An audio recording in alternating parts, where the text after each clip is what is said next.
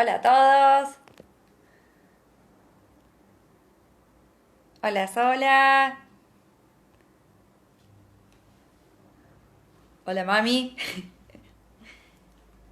Hoy tenemos, bueno, un tema especial, lo que es derechos y discapacidad, con un invitado de lujo, un doctor en derecho. A ver que vamos a esperar que Juan Antonio se conecte.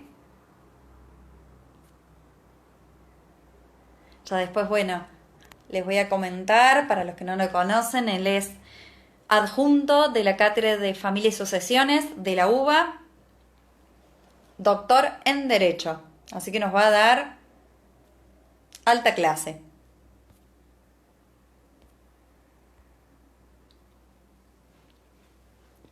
A ver. No sé si Juan Antonio ya estás. Hay bastante para hablar porque es una dosis especial. Yo no soy especialista, lógicamente. Por eso, ahí está. Juan Antonio.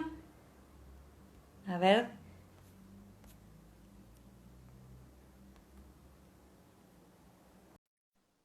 Ahí Juan Antonio.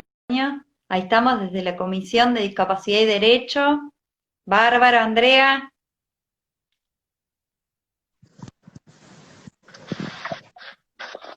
Hola, doctor. ¿Cómo ¿Cómo estás, están? Paula? Buenas tardes. Bien, ¿me escuchan bien? ¿Me escucha bien, doctor, usted?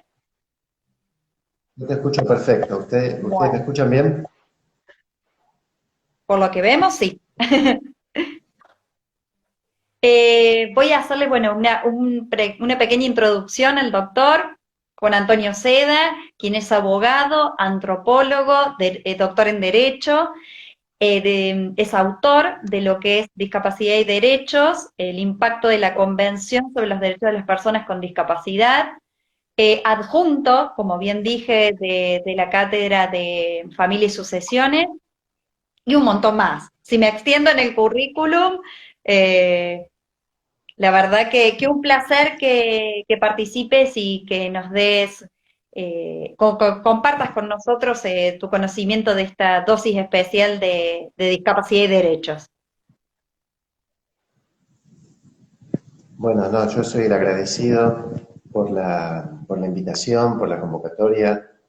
Para mí es un gusto y bueno, estoy un poco al- a disposición si cómo querés que hagamos, que yo les cuento, que les cuente lo que haga o me querés hacer a Yo vos alguna tengo, pregunta. tengo un par, a ver, no te voy a mentir, estuve investigando a partir de que me compartiste tu libro, respecto del impacto de la convención, y a medida que iba leyendo, juntamente con dosis, antes, nos surgieron el primer interrogante que me parece que si bien te lo adelanté, me gustaría que los oyentes les quede claro a priori tu opinión o cómo es el término correcto. ¿Es personas con discapacidad o o con personas con capacidades diferentes? ¿Cuál es el término que se utiliza correctamente en la actualidad? Persona con discapacidad. Bien, porque uno dice, bueno, ¿por qué tiene que utilizar ese término y no personas con capacidades diferentes, ¿no? Como en algún momento se habló. Sí, sí. Si querés me explayo un poco y te Sí, digo como de que es dónde surge. de los primeros interrogantes que en dosis dijimos, bueno, ¿cuál es el término correcto? ¿Cuál es el que promulga, digamos, las organizaciones? ¿Con cuál se sienten más identificados? Persona con discapacidad. Te voy a decir por qué. Sí, Eh, el término personas con capacidades diferentes o personas con necesidades especiales es un término que finalmente es una especie de eufemismo. Un eufemismo es cuando vos decís algo pero no lo querés decir del todo porque tenés miedo de quedar mal y en la constitución, en la congregación del colectivo de las personas con discapacidad, justamente lo que se ha tratado de lograr es una especie de relación no vergonzante, o sea, que no haya una vergüenza e inclusive que haya hasta una especie, no sé si decir de orgullo, pero sí de asumir una situación que no tiene nada de ningún motivo del cual avergonzarse. Si una persona es ciega, es sorda, tiene una discapacidad mental o intelectual, no hay por qué avergonzarse de eso, no hay una valoración moral, no es una elección, ni es una consecuencia de falencias en el individuo, entonces no hay por qué avergonzarse. Y aparte, en la constitución de los colectivos, de los grupos, vamos a decir así en términos quizá más políticos, de las minorías, como grupos que requieren de llamar la atención a la sociedad para pedir que haya alguna reparación a una condición jurídica o política desventajosa. En la constitución de los colectivos se trabaja mucho la idea de encontrar el punto en común entre todo el grupo, entre todo el colectivo. Entonces se fue armando la idea de evitar una perspectiva de conmiseración y de lástima, sino buscar una perspectiva de cierto, voy a usar una palabra que se usa, por ejemplo, en el colectivo de las minorías sexuales. Se habla del orgullo gay. Bueno, yo no es que quiero comparar situaciones, Sí. porque aparte muy distinto, pero sí hay una idea de evitar cualquier perspectiva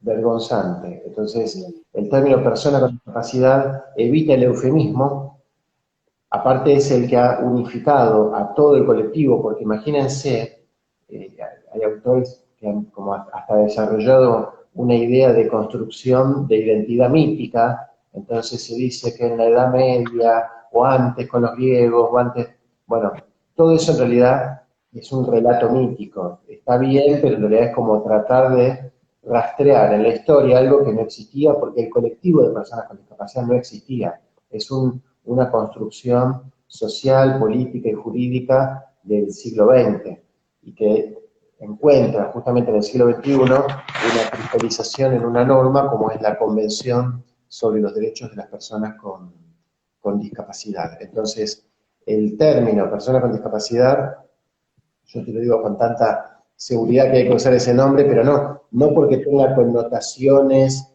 en las palabras, porque después también están los que le buscan una explicación que no existe realmente. Dice, bueno, porque cuando vos decís persona con discapacidad, estás diciendo que hay una persona y después decís que es una persona que tiene discapacidad. En cambio, si decís discapacitado, estás solamente diciendo un adjetivo. Bueno, eso no es así, porque en realidad cuando uno dice el adjetivo, el sustantivo está implícito. Entonces, esa es una simplificación, dirían los psicólogos, una racionalización posterior. La verdad es que el término persona con discapacidad se utiliza por una convención me refiero a un acuerdo que se plasmó en una convención, en un Tratado Internacional de Derechos Humanos, que es la Convención sobre los Derechos de las Personas con Discapacidad. Pero eh, también hay a veces una idea de que, bueno, porque esto viene del Sistema Internacional de Derechos Humanos,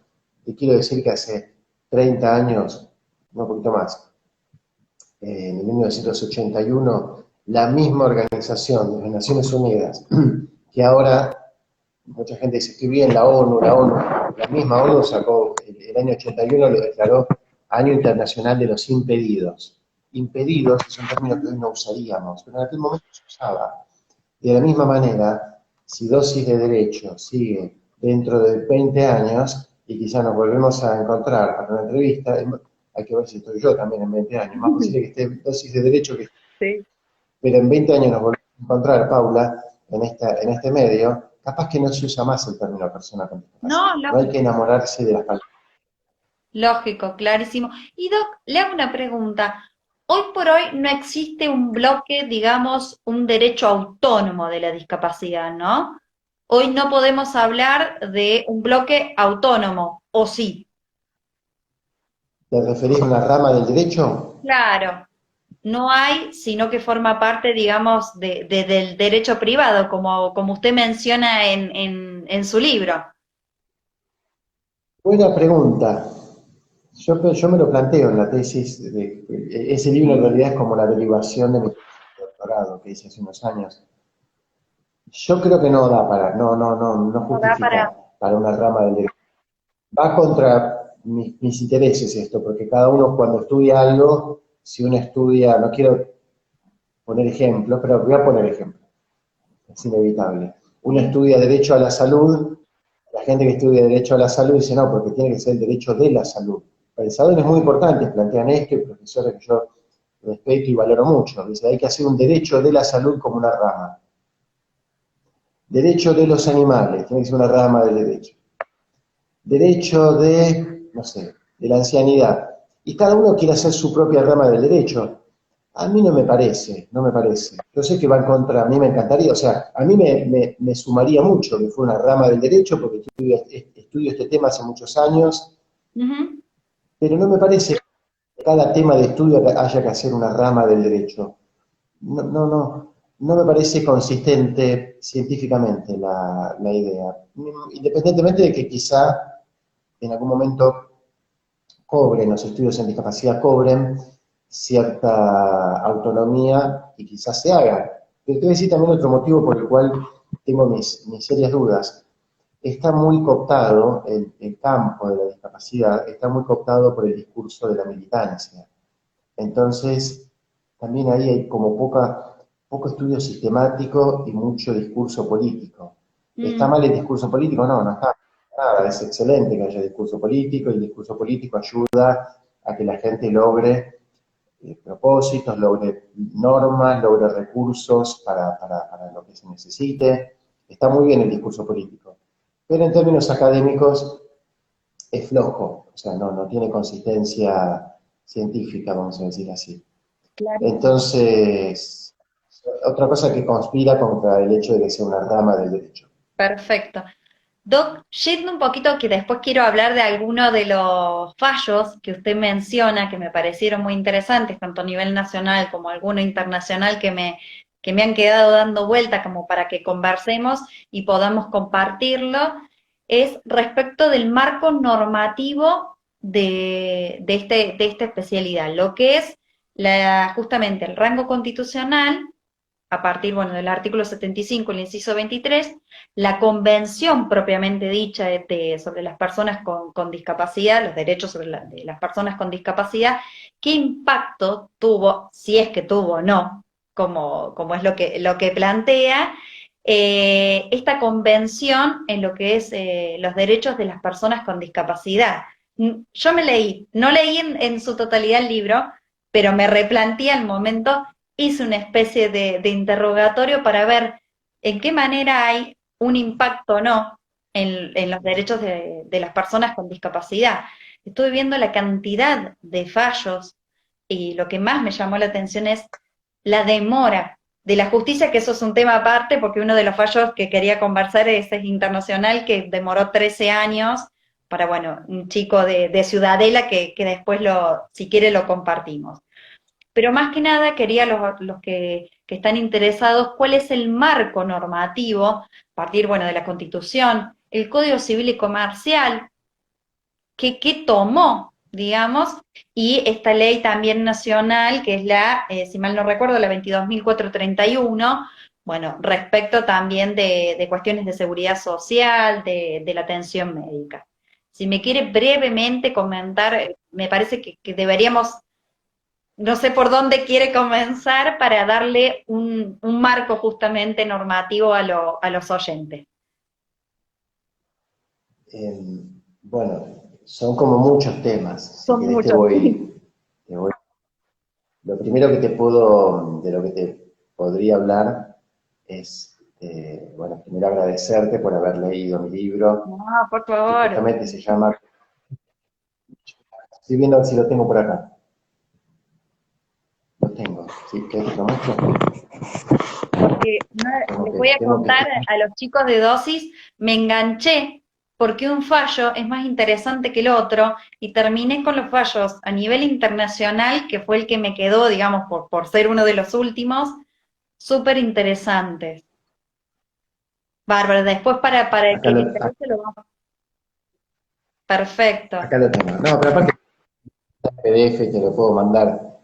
La editorial me autoriza que te lo mande de forma gratuita, así que no hay ningún problema Con todos en los fallos, compartirlo, todo, Paula. y muy, muy, muy bien explicado para alguien que, por ejemplo, en mi caso, que no soy especialista o trabajo para lo que es un derecho empresario, y es muy útil para aquellos que les interese, y súper dinámico y muy, muy bien ordenado, que a mí también me simplificó a la hora de, bueno, de entrevistarte. Pero bueno, volviendo al marco normativo, Doc, como para que tengan una idea. El tema, Paula, es que hay una norma principalísima en el campo de la discapacidad, que es la Convención sobre los Derechos de las Personas con Discapacidad. Es una norma, casi te diría que madre, una norma madre. A alguna gente le gusta decir que es la Biblia. Yo no soy especialmente creyente, o sea, soy católico, pero no soy creyente así en la Biblia y en lo que dice la Biblia, o por lo menos cuando uno está estudiando, cuando uno estudia asume un pensamiento científico, un pensamiento crítico, y eso implica que no hay dogmas, y no hay una palabra revelada. Pero bueno, hay mucha gente que toma a la convención como si fuera una Biblia.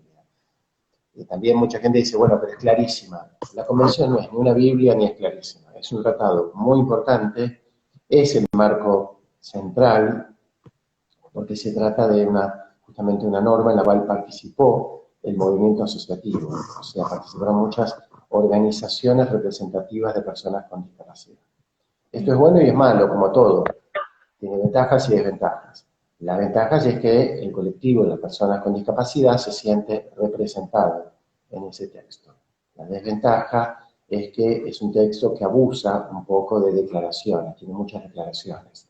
Y las Bien, normas pueden tener declaraciones, por supuesto, como horizonte valorativo, como horizonte axiomático, pueden tener declaraciones, pero, a decir verdad, si tienen muchas declaraciones, corre el riesgo de tener pocas prescripciones, pocas reglas. Esta distinción entre principios, directrices y reglas la plantea un autor norteamericano que se llama Ronald Dworkin, que es un autor muy importante, filósofo del derecho, y que nos dice que no es que no está mal que haya principios, está bien que haya principios. De hecho, nuestra propia Constitución Nacional también tiene principios, y esos principios sirven como marco de interpretación, son muy importantes. Pero si son todos principios, después es muy difícil y se torna un poco ambiguo, y la ambigüedad en la norma es un defecto. Entonces, la convención es, sin ninguna duda, el gran pilar sobre el cual se asienta la presencia y la representación política de este colectivo, que yo te digo es muy importante, alrededor del 15% de la población mundial, que son las personas con sí, discapacidad. Y sí, sufrieron durante muchos, muchos años situaciones y creo que sufren en mucho sentido todavía situaciones de cierta segregación y discriminación. Por lo tanto, creo que es una norma muy valiosa, muy importante. Ahí creo que está un poco el marco normativo. Ahora, vos me llevas al debate sobre mi libro, sobre mi tesis de yo doctorado. digo, ¿Cuál en fue? la convención, digamos, en nuestro país a partir del 2006, ¿no? Para situarnos en cuanto a fechas, porque venimos, bueno, más allá del tema de la incorporación en la Constitución, el tema de esta convención en el 2006, la modificación a partir, bueno, del Código Civil y Comercial 2015, que ahí sí pude leer un tema bueno, una especie de crítica de lo que hace mención, digamos, el Código Civil y Comercial, que refiere, digamos, si bien habla de la capacidad de hecho y derecho, pero sí un comentario respecto del tema de discapacidad, ¿no? Mira, te tengo que ser sincero, Paula, yo estoy indignado con la reforma del Código Civil y Comercial porque tiene algunas cosas interesantes, Sí, valiosas, como fue el divorcio encausado, me parece que hay algunos buenos avances, pero es una vergüenza, realmente una vergüenza, que no se incluyó el tema de discapacidad. No se habla de personas con discapacidad. se nombra dos veces, por ejemplo, para cuando se habla de la mejora del heredero con discapacidad, la persona con discapacidad y se da otra definición distinta de persona con discapacidad, la que trae la convención. Insólito. En cuestiones centrales, por ejemplo, como impedimentos matrimoniales, adopción de personas con discapacidad y sobre todo el proceso de restricción de la capacidad de ejercicio, no se toca, no se habla de personas con discapacidad. Se refiere a las personas con discapacidad mental o intelectual, pero sin utilizar ese término, lo cual lleva a muchos conflictos interpretativos que todavía hoy sufrimos. Por ejemplo, ¿qué significan los apoyos? Sí. Entonces, el legislador nacional dejó pasar una gran oportunidad con la reforma, digamos, la incorporación del Código Civil y Comercial. Ahí se podría haber incorporado el tema y se podría haber planteado con mucha claridad, por ejemplo, cuál es la responsabilidad de los padres respecto de sus hijos con discapacidad, adultos, porque si vos tenés un hijo con discapacidad intelectual, imagínate, bueno, hasta la mayoría de edad ejerces la responsabilidad parental. ¿Qué pasa cuando termina la responsabilidad parental? Lamentablemente nuestro sistema te hace llegar a la única opción que es la de la restricción de la capacidad de ejercicio. Que está bien, puede ser una vía interesante, pero no se le dio una continuidad al vínculo de responsabilidad de los padres respecto de sus hijos. Por lo tanto, la única relación que queda es la relación de, por ejemplo, en cuanto a asistencia familiar, de alimentos entre parientes.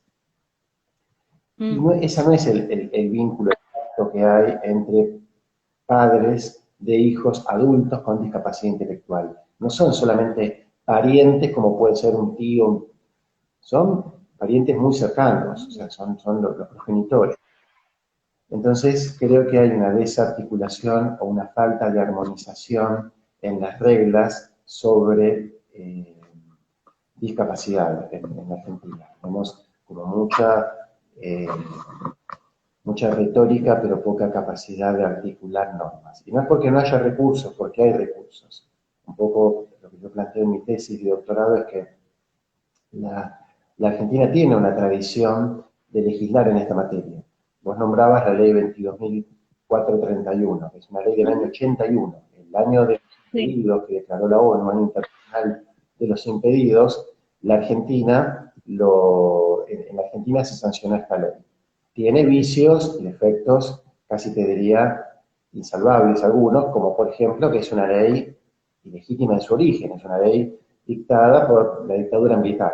Ahora bien, más allá de eso, Sí. como saben cualquier estudiante de derecho, la Argentina tiene un sistema de continuidad jurídica, sea el gobierno que sea, inclusive con gobiernos militares, las leyes que existen continúan. Por lo tanto, esa ley está vigente todavía y tiene algunas medidas eh, de apoyo a las personas con discapacidad. Por ejemplo, el cupo laboral.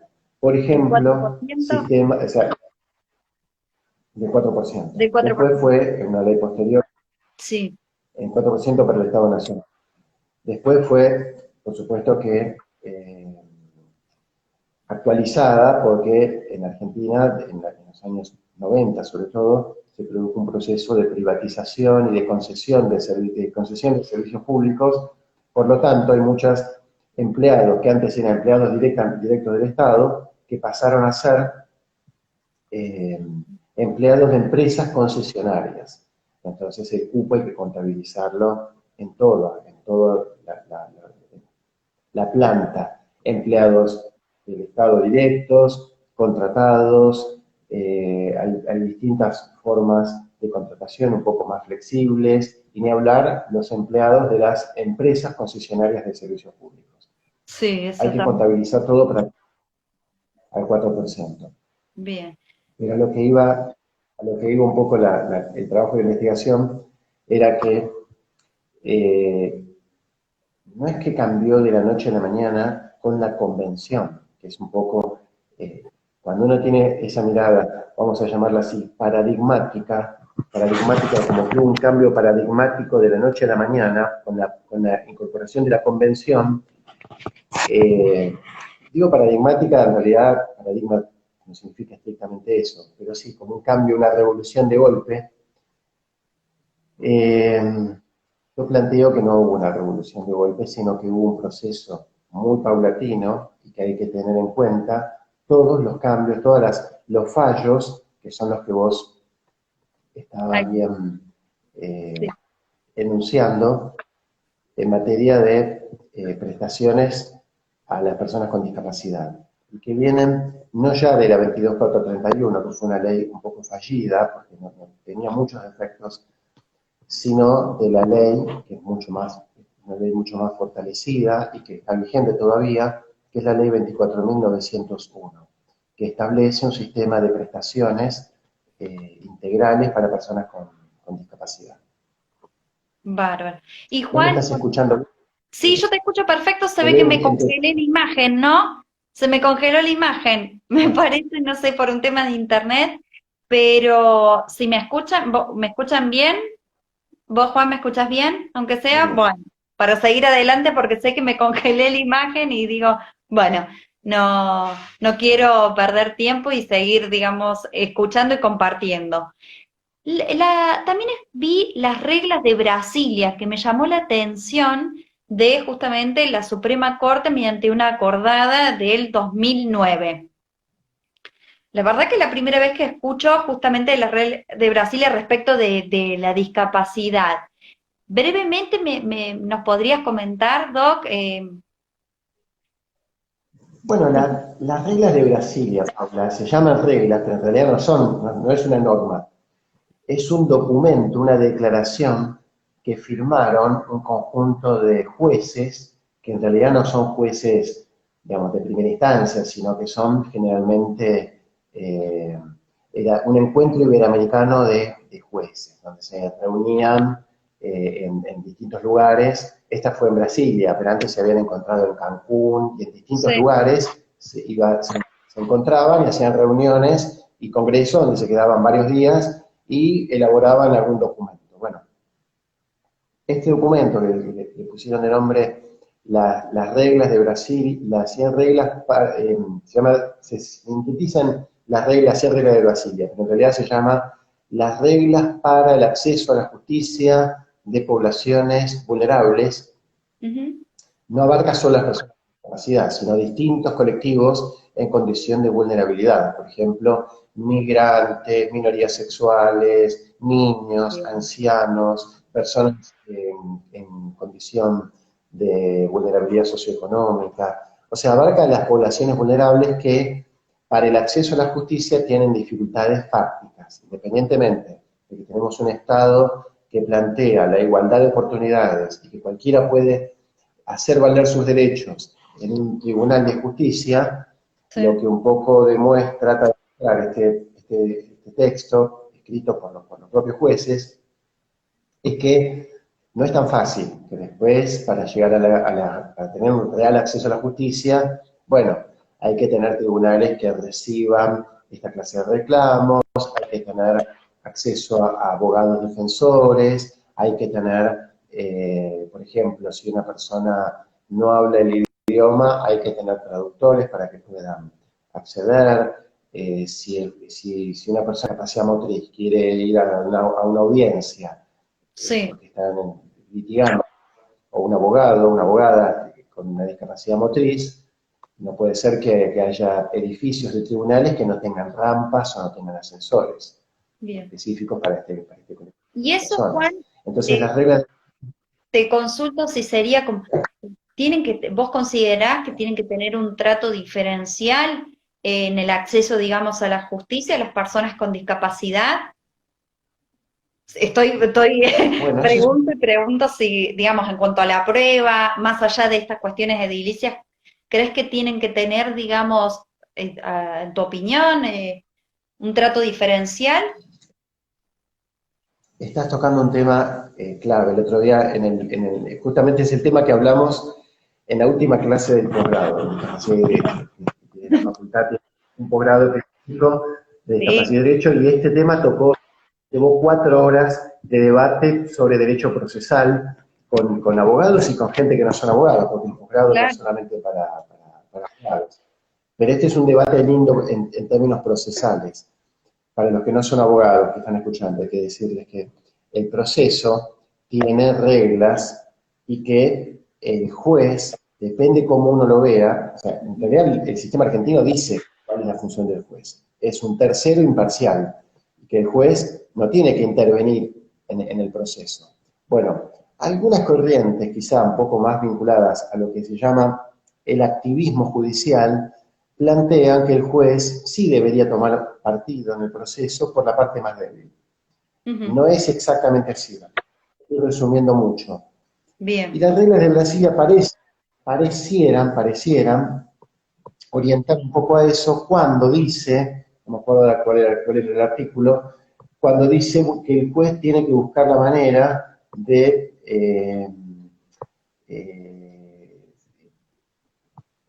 te voy a decir de memoria, pero como de sancionar las normas del proceso para que se garantice que la persona pueda desarrollar su caso, por decirlo así. Y ahí aparece como una discusión porque la función del juez no es sancionar ninguna norma, no es establecer normas del proceso. El juez en todo caso puede controlar que el proceso esté bien llevado por las partes, pero en los procesos civiles, bueno, si vos trabajás en derecho empresarial y comercial también es así, eh, los procesos funcionan a partir de lo que las partes lo instan, lo desarrollan, lo que piden las partes y las pruebas que van desarrollando las partes. No debería ser función del juez desarrollar el proceso, sino el juez mantenerse como un tercero, imparcial, y en todo caso puede en algunos casos pedir medidas para mejor proveer, que es decir, bueno, quiero saber un poco más sobre este caso. Puede, en algunos procesos tiene la posibilidad de pedir medidas, pedir medidas para mejor proveer. Pero no debería tener un activismo tan fuerte. Esta es la posición como más de lo que se llama el garantismo procesal, que no tiene que ver con el garantismo de derecho penal esto, sino el juez como garante de la limpieza del proceso, de la transparencia del proceso y de que cada uno pueda desarrollar su prueba y exponer sus argumentos. Hay alguna duda sobre si llevando adelante las reglas de Brasilia, esto se mantiene. De cualquier manera, tampoco es tan claro, porque uno de los colegas que participaba, y amigos, ¿no? También, en este posgrado de discapacidad, decía que él valoraba mucho las reglas de Brasilia y que no pensaba, él no consideraba que las reglas de Brasilia afectaran este principio de imparcialidad del juez. Así que no, yo creo que es muy sutil, si lo afecta es muy sutil. Más bien te diría que depende mucho de que el juez lo quiera utilizar en esos términos. Y ahí me parece que va a depender mucho de la capacidad de las partes, del abogado, sí, el abogado o abogada que defienda a la parte en ese momento y decir, mire, señor juez, no es su función ponerse del lado de una parte, su función es mantenerse al margen. Y finalmente, también recuerden que la Argentina tiene siempre la garantía de la doble instancia, independientemente de que el juez pueda presentar también recurso extraordinario, si uno no está conforme como abogado con la sentencia, cree que no tiene el fundamento necesario, podrá eventualmente apelar. Pero yo creo que las reglas de Brasilia bien tomadas, creo que son un instrumento valioso para, para acceder a la justicia, para que todas las personas tengan acceso a la justicia, pero también hay que aclarar, las reglas de Brasilia se llaman reglas, no, son es una declaración, un conjunto de principios. Ni siquiera incorporándola como acordada de la Corte Suprema se transforma en más. Los jueces no tienen facultades legislativas. Perfecto, clarísimo. Doc, voy consultándole algunas cuestiones, una pregunta que me surgía y después hacemos un breve análisis de algunos de los fallos como para comentar. Doc, ¿la obesidad es considerada una discapacidad? ¿No? ¿Sí? obesidad mórbida, la obesidad severa se considera como discapacidad. Bien. Esto hay un precedente muy importante en el Tribunal de Justicia de Europa porque tuvo que interpretar en un caso una demanda de un profesor de Dinamarca, si no me equivoco, era contra su municipio que lo había despedido por causa de obesidad, o sea, porque no podía llevar adelante muchas de las tareas, pero no Mm, podía por causa de su obesidad, y él argumentó y finalmente le dieron la razón de que la obesidad constituía una discapacidad. Así que bien. este caso llegó al Tribunal Europeo de Justicia porque el Tribunal Europeo de Justicia es la instancia que para esa directiva, esa norma de la Unión Europea, que es la Directiva 78, este tribunal es el que tenía eh, competencia para interpretarlo. Y después, en la Perfecto. actualidad, sí, la mayoría si uno va a tramitar con una obesidad severa un certificado de discapacidad, seguramente en la Argentina lo va a obtener. Bien. Y hablamos de discapacidad motriz, sensorial. ¿Qué tipos hay, digamos, de discapacidad? Bueno, fíjate que la obesidad escapa un poco de los Ujú. cuatro tipos que expone la Convención sobre los Derechos de las Personas con Discapacidad. Esta norma propone cuatro tipos genéricos, pero que no son los únicos. O sea, un listado enunciativo y no diría que taxativo, porque no agota las posibilidades. Los cuatro tipos de la discapacidad son discapacidad motriz, discapacidad sensorial, mental e intelectual. No es taxativo y aparte tampoco es tan fácil en todos los casos discernir cuál es específicamente la discapacidad. Por ejemplo, hay situaciones que no queda claro si la discapacidad es mental o es intelectual. Independientemente de las condiciones de comorbilidad, que puede ser que una persona con discapacidad también tenga un padecimiento mental, hay muchas eh, patologías o situaciones o condiciones que no queda tan claro si la discapacidad es mental o intelectual. O sea, como cualquier clasificación, las clasificaciones tienen un sesgo y por supuesto que no que sean arbitrarias en el sentido de que sean irrazonables, pero tienen un sesgo, o sea, hay elecciones, cuando uno clasifica, está tomando decisiones y mañana puede cambiar. Hoy son esas cuatro grandes tipos de Tipos. discapacidad. Perfecto. Doc, yendo un poquito a cuestiones más jurisprudenciales, estuve viendo, no sé si quiere compartir, bueno, el tema, uno de los primeros fallos con que arranca el libro del tratamiento del niño con el trastorno generalizado de desarrollo, que era el amparo de los padres en representación del menor que habían solicitado la cobertura de la prepaga justamente de lo que eran los tratamientos, los terapéuticos y educativos, mediante el amparo. Y bueno, que justamente, no quiero adelantarme, pero decir, bueno, que las prepagas también estaban obligadas, como las obras sociales, a cumplir con las mismas prestaciones. Hay un montón de fallos, otro, bueno, con un tema de implante coclear. Ese me llamó la atención por el trastorno de TGD.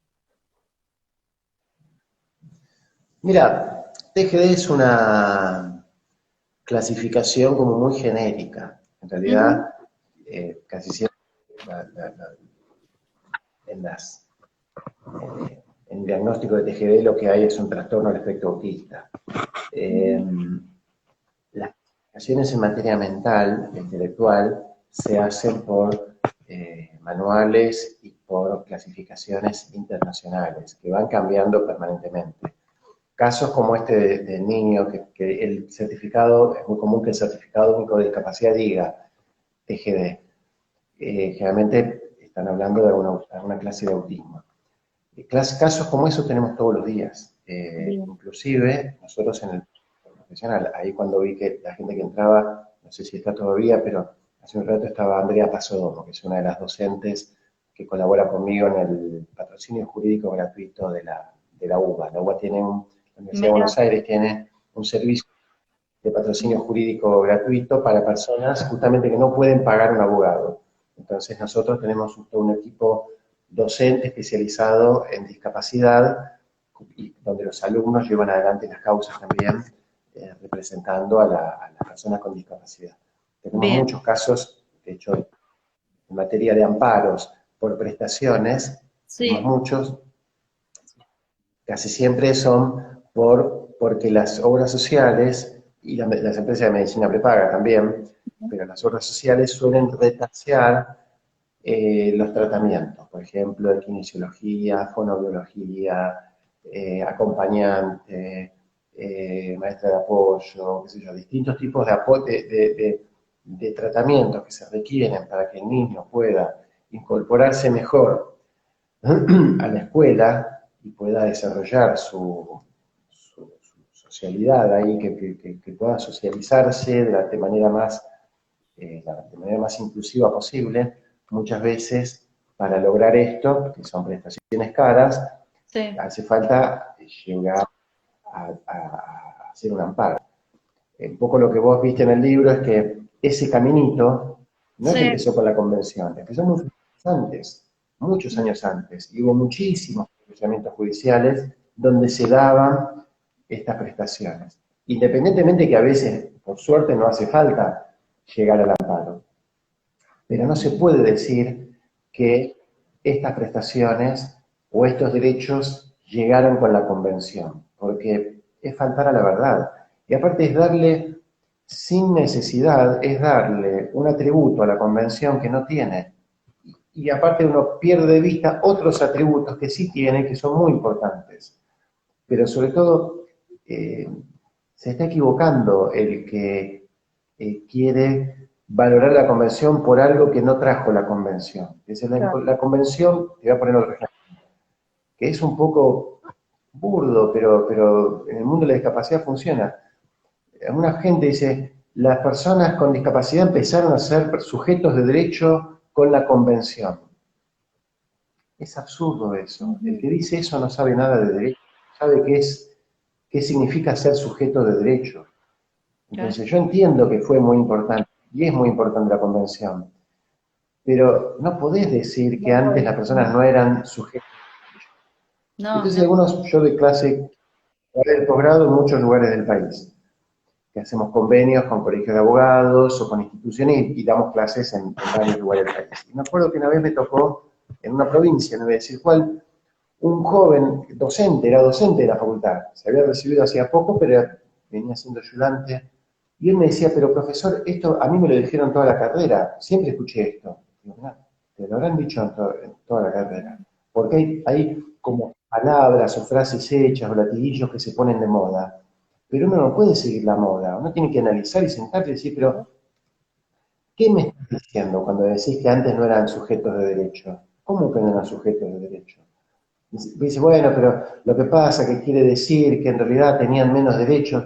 Pará, ¿qué menos derechos? Bueno, no, que no se cumplían. Bueno, pero una cosa es decir que hay mayor conciencia, que hay más recursos, que se va avanzando en la consolidación de este grupo. Y otra cosa es decir que de un día para el otro pasaron de ser objeto de así es, protección a sujeto de derecho. Y también, yo me acuerdo que se decía mucho con el tema de los derechos de niños, que también está mal.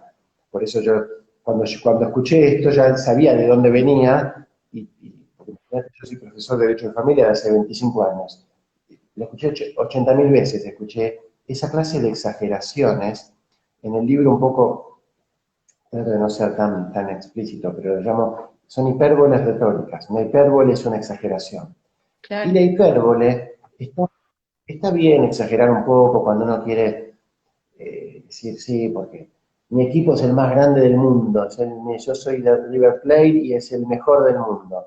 Bueno, es una exageración, no sé si es el mejor del mundo. Es un equipo lindo que uno lo sigue y uno lo quiere. Y el ujú, riesgo de llevar esto al plano casi te diría futbolístico es la sí, exageración, la hipérbole.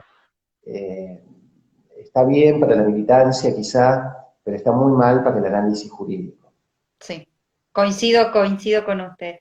Doc, y ya, bueno, si bien tenemos un poquito de tiempo, me gustaría hablar de este pronunciamiento internacional, que me noté algunas cuestiones de este chico Sebastián, que fue creo que uno de los primeros que leí internacional, de Ciudadela. Brevemente lo introduzco y bueno, que era ese muchacho que estaba jugando con amigos del Ejército Nacional y se apoyó contra un poste y se le cayó un travesaño, lo que le provocó, lo que le afectó en realidad la capacidad motriz y el habla. Que él tenía, digamos, cierta actividad deportiva, que hacía karate, natación, y bueno, él tenía 14 años, lógicamente, con lo que implicaba. Que 13 años estuvieron en juicio civil para que lograran que el Estado, digamos, le pagara la indemnización. Después, bueno, hablan con un tema de pago mediante bonos y cómo interviene la Corte Interamericana encontrando como responsable al Estado. La verdad que me puse a leer la historia porque es como bien narrado todos los hechos del caso y cómo puede ser que 13 años tardó el juicio civil para en estos casos, puntualmente, de una discapacidad, digamos, posterior, motriz y en el habla, a una persona de 14 años.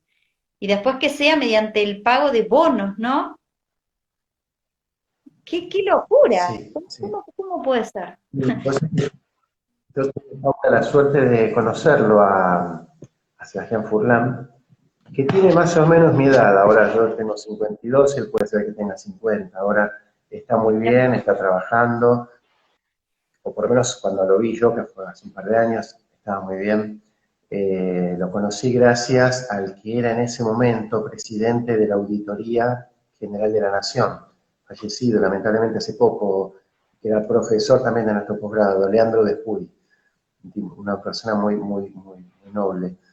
Y Despuy había estado en los primeros debates, porque fue relator de la comisión, o el comité, no me acuerdo cómo se llamaba, de derechos humanos de la Organización de las Naciones Unidas. Por lo tanto, él, en su cargo de relator, participaba en las comisiones donde se discutía, donde se empezó a discutir la convención a principios del milenio, o antes todavía, el siglo pasado, en el milenio pasado.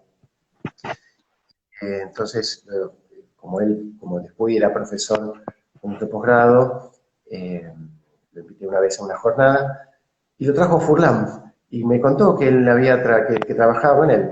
Así que fue un gusto conocerlo, hablé con él, está mucho mejor, pero bueno, por supuesto, él la pasó bastante mal por esta dificultad que tuvo, no solamente por el accidente, sino que después tuvo muchos inconvenientes para lograr los tratamientos. Un poco la Corte Interamericana de Derechos Humanos Sí, critica a la República Argentina porque dice que tiene muchas leyes, pero es mucha retórica y después cuando una persona quiere hacerlas valer, es muy difícil encontrar las vías. Tiene que estar zigzagueando y buscando y haciendo amparos y que la Argentina tiene muchas normas declarativas, pero inclusive algunas leyes que no son declarativas, como la 24901, después cuesta hacerlas valer. Así que la Argentina fue condenada en el año 2012 por eh, por incumplimiento de las normas internacionales, y también se le pidió a la Argentina que estableciera un sistema de capacitación para sus funcionarios. Lamentablemente la Argentina lo que hizo, al estilo argentino, fue decir, bueno, entonces vamos a crear una nueva oficina pública y crear un programa dependiente del Ministerio de Justicia para capacitar. Yo creo que lo normal, lo lógico y lo más eficiente y lo más, casi te diría hasta lo más austero, pero sobre todo lo más eficiente y lo más independiente, hubiera sido que articulen estas capacitaciones con las universidades nacionales y con las organizaciones no gubernamentales, y no crear una oficina pública nueva para crear más cargos y meter más empleados públicos.